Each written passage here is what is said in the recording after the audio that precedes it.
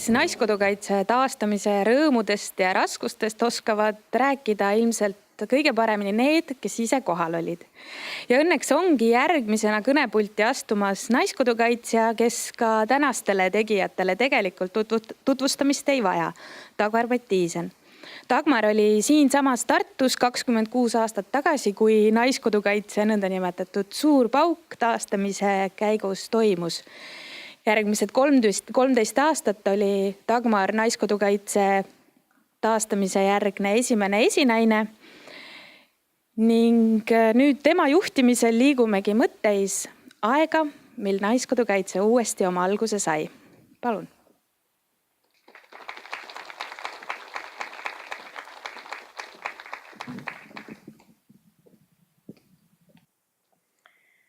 No nüüd ma sain siis teada, et kes selle toreda teema mulle andis. See oli siis Riina.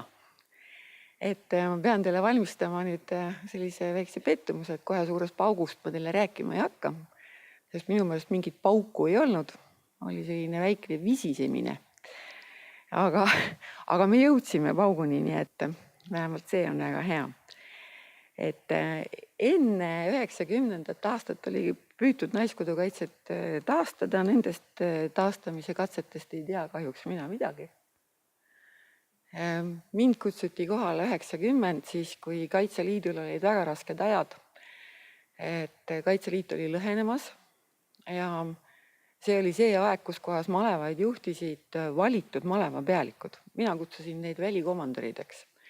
Kõik olid kohutavalt karmid mehed, kõik olid tapmise peal väljas. Ja mina mäletan, et see oli suur kogu, aga Airi ütles, et ma võin rääkida seda, mida ma mäletan ja et ma ei pea olema väga faktitundlik. Ja mina mäletan, et see oli Kaitseliidu suur kogu ja oli ilus ja soe ilm. Minu meelest hommikul jooksis minu juurest läbi üks põlenud näoga poiss. Kutsusime teda patsiks millegi pärast. Ja ütles, et ma pean minema Rotaalia hoonesse, mis tollel ajal oli ülikooli raamat või ülikooli klubi, et seal hakatakse Naiskodukaitset moodustama. Mul oli see õnn ja au 88 aastat Tartu Naisselts, mis oli kõige vanem Eesti naisorganisatsioon, ta esialgne loomise aastal 1907. Ja see oli esimene organisatsioon, kus hakati rääkima naiste õigustest. See oli mulle väga südamelähedane. 88 oli siis see 89 loodi Tartus Eesti Naisliit. Loomise juures olin, aga sellel aktusel ei osalenud, sest et sündis täpselt samal ajal minu 3. laps. Need juhtisin nägesid ilusasti sünnitusmajas, kõik oli väga ärev, kõik olime õudselt tegusad. Ja siis, hea küll, mõtlesin, et mis seal siis ikka, et lähen ja astun sealt läbi, ütlen tere, tehke, lapsed kasvavad suuremaks, ma tulen ka. Aga nii see kahjuks ei läinud. Seal oli peale minu veel prouasid, meid visati suhteliselt kiiresti sellest saalist välja, kus oli erinevates mundrites meesterahvad ja öeldi, et minge sinna kõrvaltuppa ja tegelege oma asjadega. Ja sinna me siis ka läksime. Mina läksin koju, mul oli selline tunne, nagu ma läksin mingisuguse pehme raske asjaga vastu pead saanud. Valus ei ole, aga kuidagi imelik on. Ja mõtlesin, et ma ei tee midagi. Aga seal oli meie Asta Luksepp, kes on ikka veel meiega koos. Ja Astakene kirjutas edasisse väikese nupukese ja pani oma koduse telefoninumbri. Ja siis saabusid minu juurde sellised tugevad, sportlikud, ma ütleksin isegi võimsa muskulatuuriga tütarlapsed ja ütlesid, et nemad tulevad Naiskodukaitsesse. Natukene hirmus oli küll, aga nad olid hästi südamlikud ja nende eesotsas oli selline noor daam nagu Aia Javoiš. Pärast abielus sai perekonna nimeks Kala. Ja minu mõlemad vanaemad olid Naiskodukaitses. Isa poolt vanaema, kes oli maal, tema rääkis sellest kui sellisest keerulisest ja raskest organisatsioonist, kus kohas pidi tegelema näputöö ja kudumisega ja kuidas tuli siis osta kõikidel oma moonakatele ja sulaste naistele 2 kleiti, et kõik ei hakkaks arvama, pidi käima koosolekutel ja väljamüükidel. Ja see kõik oli tema jaoks väga raske, aga ta pidi seda tegema, sest et minu vanaisa oli vallavanem ja vallavanema proua pidi olema Naiskodukaitses. Ja minu ema poolt vanaema, kes oli linnas ja kes rääkis mulle pidudest ja pallidest ja kui tore see kõik seal oli ja vanaema elas Pärnus, aga kindlasti pidi käima suvitamas Narva-Jõesuus, sellepärast et seal oli Kaitseliidul oma suvekodu. Noh, sellised vastaklikud arvamused, et noh, miksiks siis selle kahe pealt midagi kokku. Põhiline, mis käis läbi, oli see, et Naiskodukaitse pidi korjama Kaitseliidule raha. Aia ja tema tütarlapsed mõtlesid välja, et teeme naistele tasulised enesekaitsekursused. Need olid väga edukad. Me saime, siis oli sularahakriis, et te teaksite, nooremad inimesed võib-olla ei mäleta. Et pangas raha oli, kui seda kätte ei saanud, sularaha kellelgi ei olnud. Meie korjasime sularaha, andsime selle Tartu Malevale, Tartu Malev kandis üle siis spordisaali rendi. Ise arvasime, et oleme õudsad tegijad. Ja niimoodi me siis hästi vaikselt tegutsesime. Anu Laas, kes oli Eesti Naisliidust ja oli ajaloolane, sai mulle kuskilt Naiskodukaitse põhikirja ja selle põhjal tegime Tartu põhikirja. Mingeid valimisi ei olnud. Mina olin kõige vanem, pikk oli pealik ja nii see asi läks kuni siis 91. aastani. Tekkis selline olukord, et noh, ma olin niisugune riigitruu inimene, arvasin, et kõik asjad tuleb ära registreerida ja mõtlesin, et kus ma siis seda Naiskodukaitset ikka registreerin, kui mitte Tartu linnavalitsuses. Ja saatsin siis selle põhikirja ja avalduse ja kõik saatsin sinna ja sellest tuli suur jama. Saabus kohale tolleaegne Kaitseliidu ülem ja ütles, et mina õhutan mässu. Ja selleks, et ma mässu ei õhutaks, siis kutsuti kokku koosolek ja 20. septembril, jumala eest mina ei mäleta, aga kõik ütlevad, et 20. september see oli, siis Naiskodukaitse siis ka ametlikult taas loodi. Kui te arvate, et selle kohta ilmus mingisugune Kaitseliidu ülema käskkiri või midagi, ei mitte midagi taolist. Ja ma arvan, et selle Naiskodukaitse loomise selline initsiatiiv kaitseliitlaste poolt oli pigem selline, et kõik peab olema nii, nagu kunagi oli. Ja kuivõrd Kaitseliit tegutses ikkagi oma kodukorra alusel ja kodukorras oli Naiskodukaitse ka kirjas, siis pidi see Naiskodukaitse olemas olema. Aga ega me ei huvitanud küll mitte kedagi. Et see 90 ja 91 ja isegi ka osaliselt 92, kõik need naised, kes tollel ajal Naiskodukaitsesse tulid, olid väga vaprad. Ja seal on nagu kaks erinevat põhjust. Esiteks olid tõepoolest veel endised Nõukogude Liidu väed Eestis sees. Olukord oli tegelikult ärev. Ja teiseks oli see, et ühiskond tegelikult ei võtnud sellist sõjaväeliselt korraldatud organisatsiooni sugugi avasüli vastu.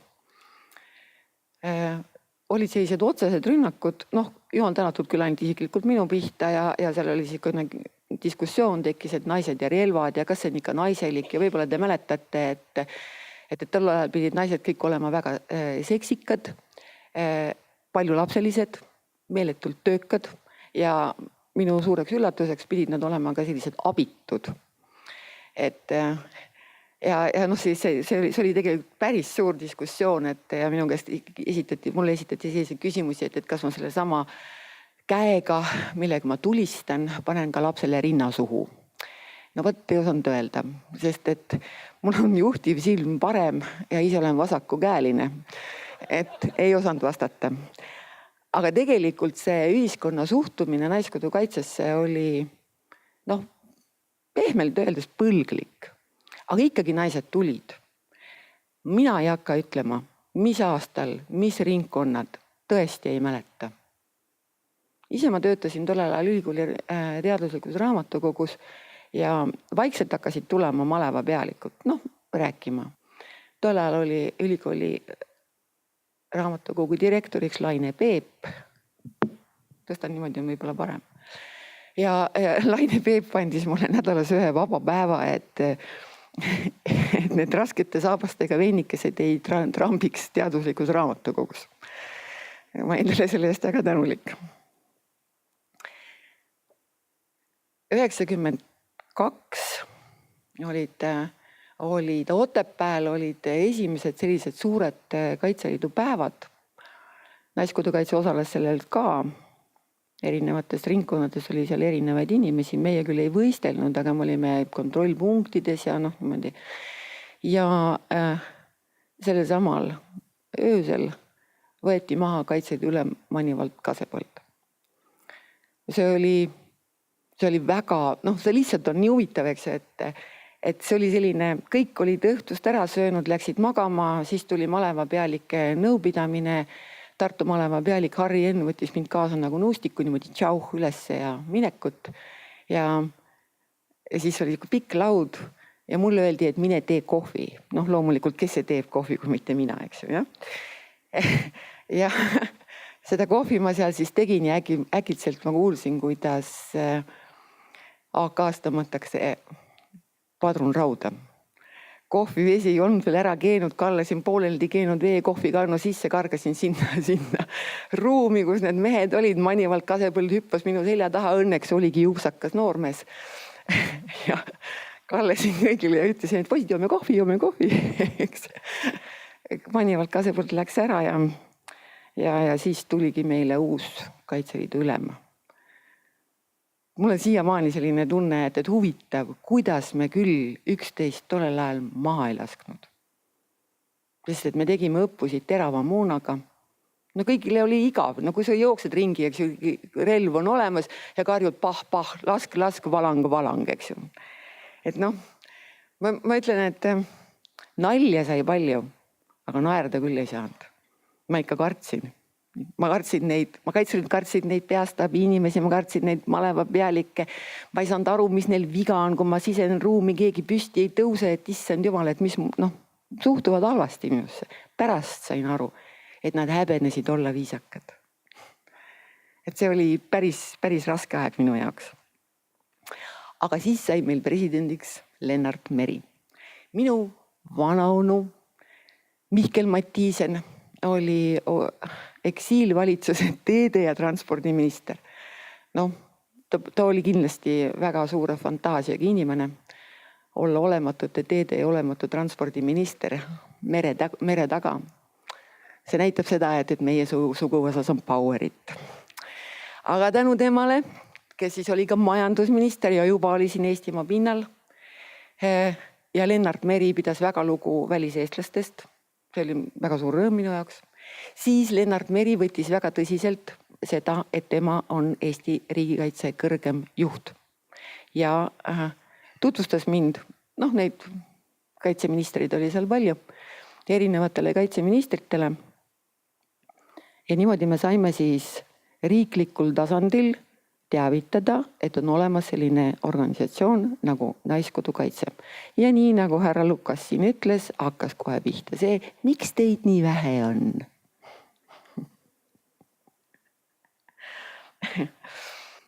See oli veel aeg, kus Kaitseliidul ei olnud riigieelarvelisi summasid. Raha nagu üldse ei olnud. Mina ei tea, kus kohast Kaitseliit raha sai.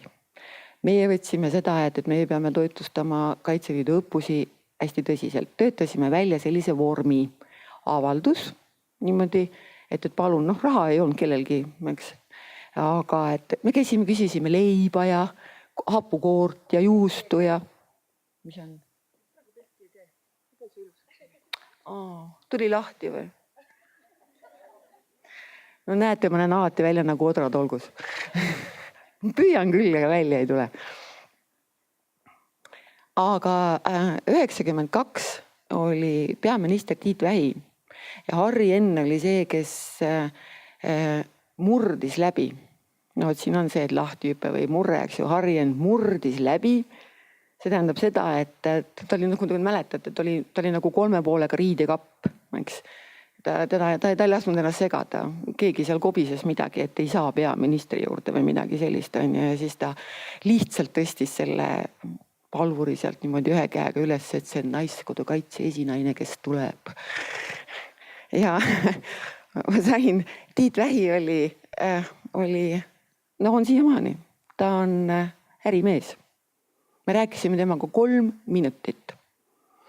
Ja ma jõudsin ainult, mul oli ette valmistatud kõik sõnavõtt ja puha ja, aga ma jõudsin talle ainult öelda seda, et kui riik ei hakka Kaitseliitu rahastama, siis raha ei ole otsas. Et riik peaks sellega arvestama. Selle peale aitas ta mind üles. Tal oli selline nagu peas, nagu oleks ta surnud vanaema meelde tulnud ja juhatas mind hellasti uksest välja. Aga Kaitseliit sai oma esimesed summad ja see tähendas seda, et Kaitseliidus oli võimalik hakata nõudma korda ja distsipliini. Noh, see on see klassika, kelle raha, selle muusika, eks.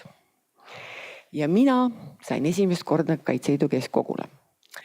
Ma läksin sinna sellepärast, et ma tahtsin aru saada, kuhu ma olen tulnud ja mis siin tegelikult toimub.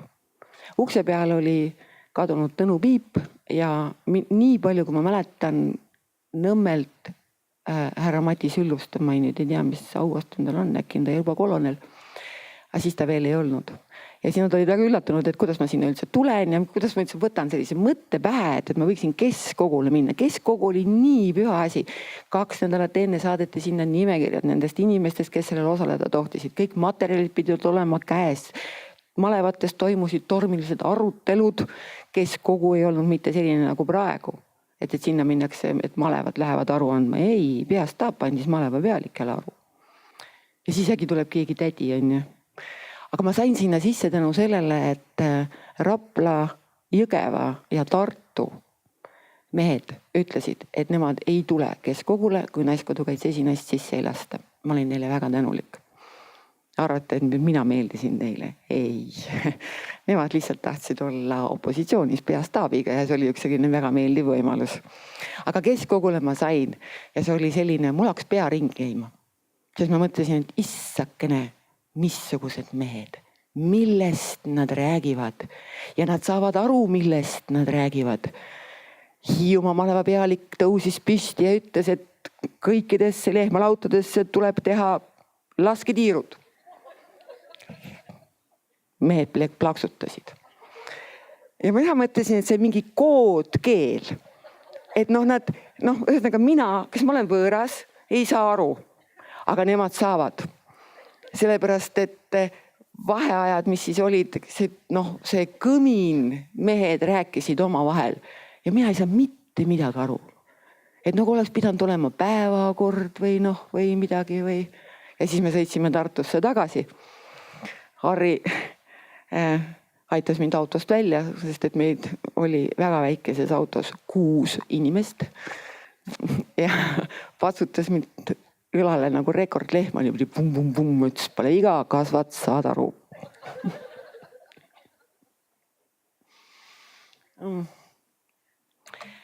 Sellest sain ma väga hästi aru, et kui raha ei ole, siis sa mitte midagi ei tee. Kogu minu aur läks tegelikult sellele, et saada kuskiltki mingisugusedki summad. Ja ma pidin ju rääkima, kuidas me raha saime. Kuidas me teenisime seda või ei teeninud õigemini. Mul oli avaldus, et palun eraldada meile 20 kilo juustu. Ja siis üleval oli seal paremal pool nurgas oli koht, kus tuli siis anda allkiri, kas sa annad juustu või ei anna juustu. Tavaliselt öeldi mulle, et ei saa. Ja siis ma palusin, et olge palun hea, kirjutage siia, et teie see ja see ei anna. Ja pange siia oma allkiri ja kuupäev ja kellaeg, palun pange ka, keegi ei pannud. Ja niimoodi ma sain raha ka erinevatest kohtadest. Pangast isegi sain natukene raha. Mina ei tea, kui ma peaksin seda praegu tegema. Ma ei tea, ühesõnaga. Ju siis minus oli midagi. Näiteks äkki olin ma oma eelmises elus kerjus olnud. Aga siis 93 sai Kaitseliidu ülemus Johannes Kert. Johannes Kert oli äärmiselt südamlik inimene. Meil olid temaga pikad vestlused. Ja iga kord, kui ma tema kabinetist väljusin, pidin ma sügavalt järgi mõtlema. Kas see on see, mida me mitte kunagi ei tee? Kas see on see, mida ma peaksin tegema? Või on see, mida tuleb kindlasti teha tulevikus? Ja see müstikus, mis selle mehega kaasnes, on siiamaani mulle hinge ja südamesse jäänud. Aga Kaitseliidu fond loodi selleks, et eriorganisatsioonid ja ka Kaitseliit saaks siis raha teenima hakata oma varanduse pealt. Kaitseliidu fondis oli 2 alalist liiget, Kaitseliidu ülem ja Naiskodukaitse esinaine. Sinna kuulusid Hannes Tammjärv, Toivo Ninnas, Arnold Rüütel, ja veel Siim Kallas, kõik siuksed toredad ja asjalikud inimesed. Ja kohe esimestest päevadest hakati seal jaotama raha. Raha veel ei olnud. Ei olnud veel teada ka, kas riik üldse annab neid objekte Kaitseliidule. Pärast tuli välja, et ei andnudki. Ja aga no mina uskusin, kõik uskusid. Aga raha ma ikka ei saanud. Siis selleks ajaks oli siiski Naiskodukaitse liikmed juba nii palju ja ma oma viibimisega malevapealike nõupidamistel, kui te arvate, et ma julgesin midagi öelda, et mina arvan või mina tahan, siis te eksite.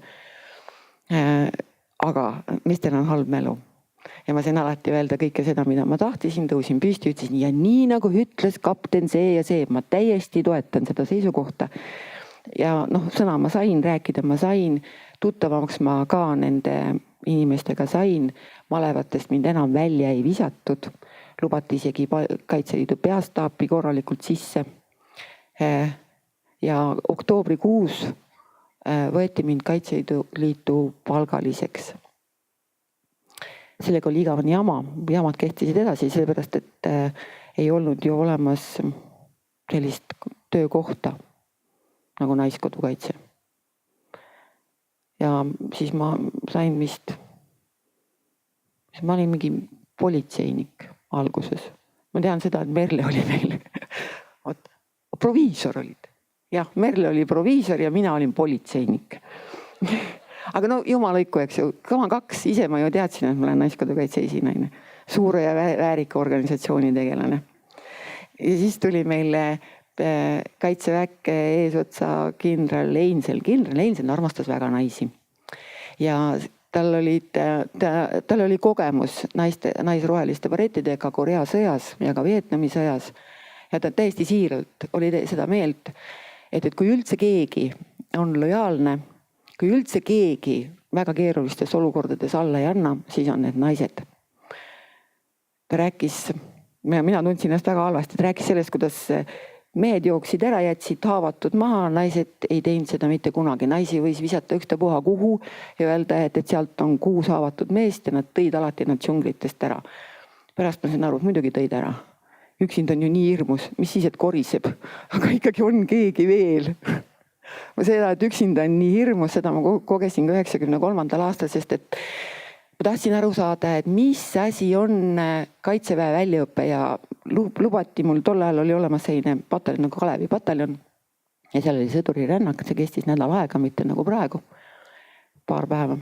Ja ma tegin nende sõduritega selle rännaku kaasa, et aru saada, mis see siis tegelikult nagu on, et milleks me peame valmis olema. Ja kui ma nägin, et poisid, kes olid mulle lõuani, 3. päeval mul eest ära lähevad. Nemad kui lähevad, mina jooksin. 5. päeval hüppasin mõne väiksemate kuuskede, et mitte maha jääda. Ja kui me siis finišisse selle lõpujooksu tegime, see oli siis, nad ütlesid, et see on 8 kilomeetrit, ma ei tea, ma ei mäleta. Siis järgmine pilt oli see, kui ma istusin kännu kõrval nagu katkine nukk. No ilmselt olin ma kännu peale tahtnud istuda. Ja ma sain aru, et ei, see ei ole midagi naiste jaoks. Seda lihtsalt ei jõua. Siis algasid reservohvitseride kursused. Kiti Jürgens, kes oli Einselni referent, võib-olla, või ühesõnaga abi, parem käsi, läks sinna ja minul nagu Nõukogude aegsel üliõpilasel oli olemas Nõukogude Liidu sõjaväe auaste, ma olin noorem leitnant. Ja see oli selline koht jälle mõtlemiseks, eks, et Einseln oli nõus mulle enistama minu seda auastet ja kui ma oleksin käinud 3-kuulistel kursustel, oleksin saanud kohe leitnandiks ja arvestades tolleaegseid traditsioone või ilmselt oleksin ma varsti saanud kapteniks ja nii edasi ja nii tagasi, aga ma mõtlesin, et hea küll, mina saan leitnandiks, aga järgmine naine peab siis olema ka kas sõjakoolist ja ma leidsin, et see pole hea ja ei enistanud ennast või tähendab, ei lasknud enistada endale mingit auastet. Pärast vaatasin, et tegelikult mul ju auaste oli, Eesti riik oli mind ilusasti teinud mitte sõduriks, vaid kapraliks, jah. Ei olnud kapral. Kapral, jah. ja Maret Kommer käis kursustel ära ja siis vaatas mind väga üllatunud näoga ja ütles, et miks ta peaks minu sõna kuulama. Ma ei osanud küll vastata. Aga kuivõrd ma olin Tartus ja peastaabi ja malevate vahel oli päris palju pingeid, siis Tartu malevas mul oli laud Harri Ennu kabinetis ja see oli ka kõik. Ei telefoni, ei mitte midagi. Ma käisin seal istumas ja tavaliselt, kui ma seal, mitte iga päev, aga siis me niimoodi agiteerisime üksteist ja kõiki neist, kes sinna kabineti tulid, olema Eesti eest. See oli väga viljakas.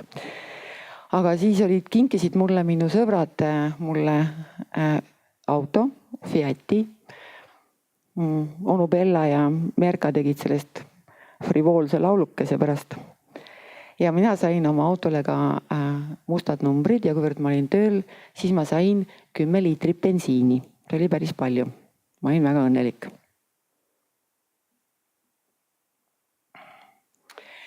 Me tegime suve- ja talvelaagreid ja see talvelaager on mulle sellepärast meelde jäänud, et seal oli palju erinevaid naisi. Koha peal toimus mürinal tegevus ja sinna talvelaagrisse tuli Tiina Sisko tuli jala. Me olime Otepää külje all Lutikel. Väljas oli 30 kraadi. Ja mina arvasin, et võib-olla naised ei taha metsa minna ja mingeid õppusi teha. Ei, nad tahtsid. Et see talvelaager on mulle hästi meelde jäänud. 94 arvati, et on nüüd, unustasin, 93 detsember kuni 94 veebruar ma palka ei saanud. Sellepärast, et peastaabis unustati ära, et ma selline olemas olen.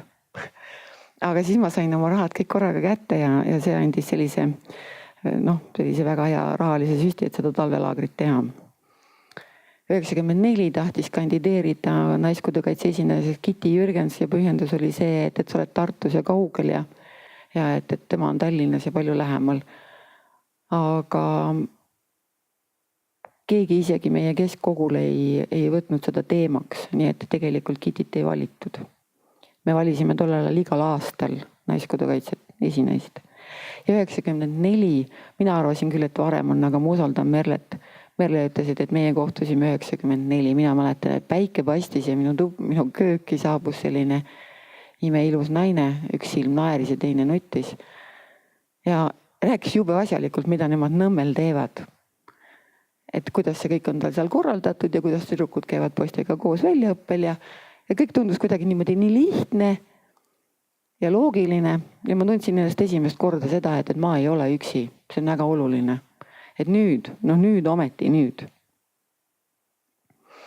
Asusin siis välja mõtlema seda, et mis siis oleksid meie ülesanded, sellepärast et Kaitseliidulgi polnud ülesandeid ja nagu te mäletate, olid üldse need väga rasked ajad. 93 oli Purlapea kriis, vahepeal oli tekkinud Kaitseliidu Ahja malev ja Mõhu malevkond.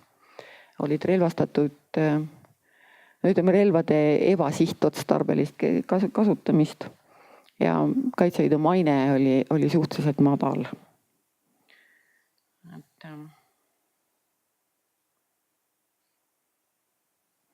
Ja kuivõrd Kaitseliit oli Kaitseväe koosseisus, siis oli kogu aeg see, et kas Naiskodukaitset sellisel kujul on vaja või et ei ole vaja, äkki kõik naised peaksid minema Kaitseliitu.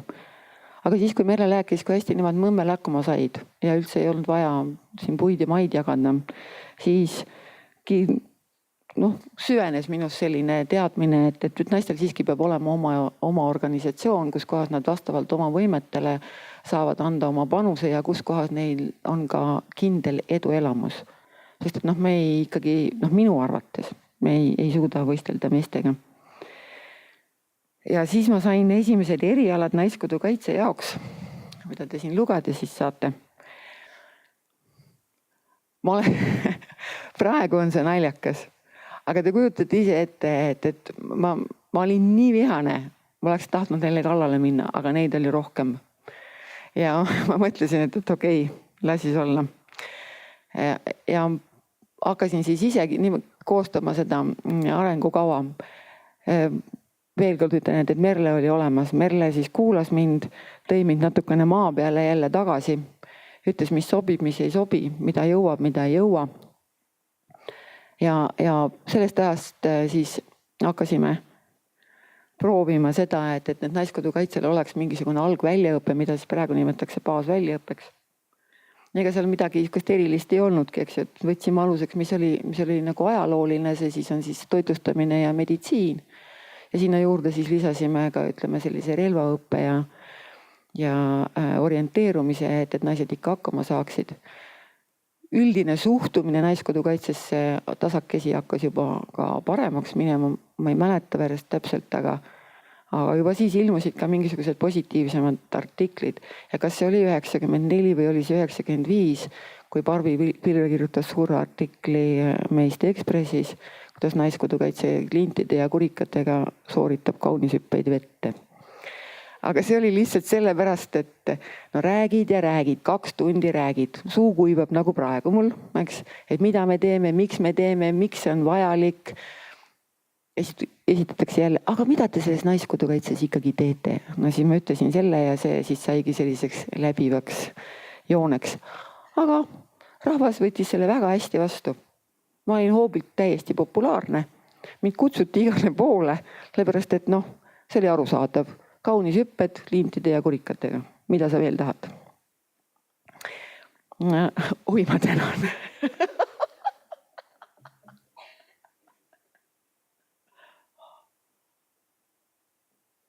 No vot, siin ei ole kella. Ühesõnaga 94 läksid ära väed ja me saime tagasi Toompea hoone. Mina sain esimest kord enda toa. Sellel toal ei olnud küll tuulutusaknal ei olnud klaasi ees. Ja kui ma seda nägin, siis oli sinna üks koer ära surnud ja kuivanud, aga see oli minu esimene tuba, mul oli oma laud. Minu tuttavad kinkisid mulle faksiaparaadi ja printeri ja minu meelest andis kindral oma vana arvuti mulle. Igatahes sealt see arvuti tuli ja teate, telefon. Ma sain endale telefoni. See tähendas seda, et ma sain helistada. Ma ei pidanud ootama operatiivkorrapidaja juures, kas tohib võtta toru, ei tohi võtta toru, käia närvidele rahandusosakonnas. Et sealt võis ka ikkagi telefoni kasutada ja kantseleis võisin ma ka telefoni kasutada. Tavaliselt ma jooksingi mööda peastaapi ringi, vaatasin, et kus kohast võiks natukene helistada. Nüüd on juba oma telefon olemas, mobiiltelefon. Ja see tähendas seda, et natukenegi muuta maleva pealik minu suhtes positiivsemaks. No ma olen suur, ma olen siiamaani suur, eks. Enamik neist ei olnud, eks. Ma saan aru küll, tuleb selline suur tädi ja peastaabist, eks ju. Ja mine tea, äkki on ähvardav. Ja siis ma tegin niimoodi, et kui ma sõitsin kuskile, ületasin maakonna piiri, siis ma alati listasin maleva pealikule ja teadsin, et ma olen jõudnud tema vastutusalasse. Mõnikord nad tulid mulle tee peal vastu, ma ajasime tee peal juttu.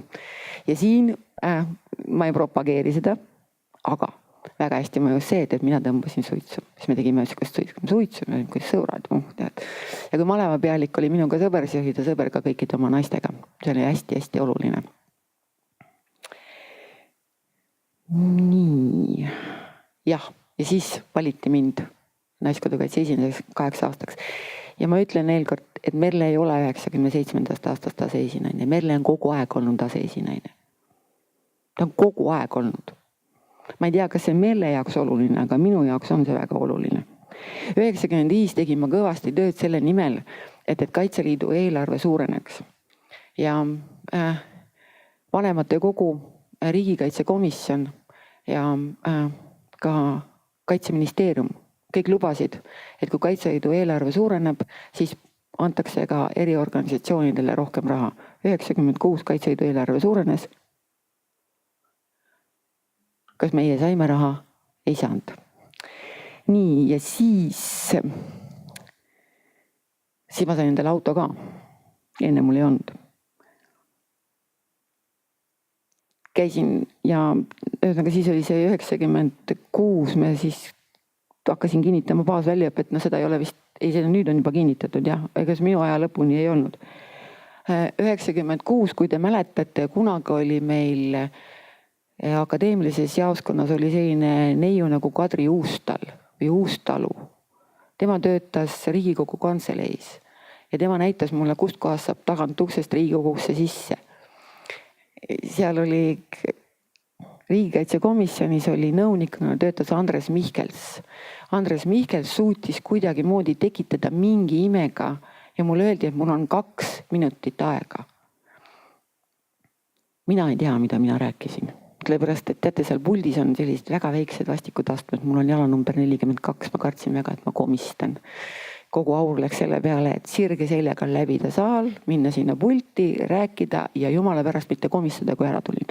Rääkisin pool tundi. Küsisin, läksin küsima, ausõna läksin küsima kõigile 3 eriorganisatsioonile kokku 300 000. Sain igale eriorganisatsioonile, Merle kinnitab seda, 300 000. Jooksin Nõmmele ja ütlesin Merlele, et issand jumal, mis me nüüd teeme? Nii palju raha. Olin täitsa närvis. Aga see suur rõõm rahast kadus üsna kiiresti, sest et see vanematekogu võttis selle raha Kaitseliidu eelarvest. Ma olin 96. lõpus, 97, siis tuli Kaitseliidu ülemaks kolonel Louis Jaanson, kes püüdis mind kogu aeg vallandada. Aga ma olin valitud. Vallandas jah, aga ma olin valitud ja ma ei läinud ikka ära. Ja siis, kui me saime raha, siis tuligi see suur pauk, aga ma tänan teid, et te mind kuulasite, ma vabandan, et ma ületasin oma aega ja suurest paugust hakkab nüüd rääkima hoopis Merle.